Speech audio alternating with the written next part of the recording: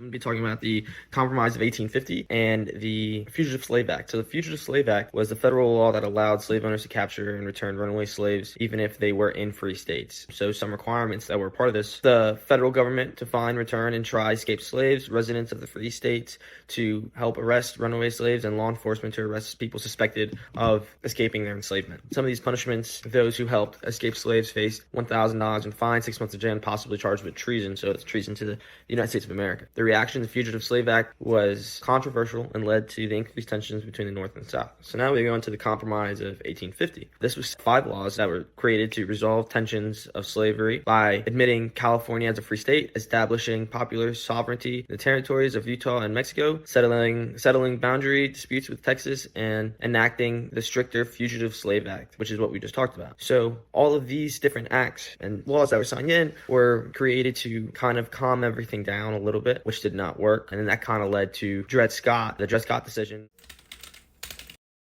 Dred Scott was an enslaved African-American man who became central to one of the most infamous Supreme Court cases in U.S. history. Born into slavery, Scott was taken by his owner from Missouri, a slave state, to Illinois and Wisconsin, where slavery was illegal. Scott later sued for his freedom, arguing that his residence in free territory meant he should be free. In 1857, the Supreme Court, led by Chief Justice Roger Taney, made a devastating ruling. The court decided that Scott, as an African-American, was not a citizen and therefore had the right to sue in federal court. Moreover, the decision stated that Congress had no power to prohibit slavery in territories, effectively declaring the Missouri Compromise of 1820 unconstitutional.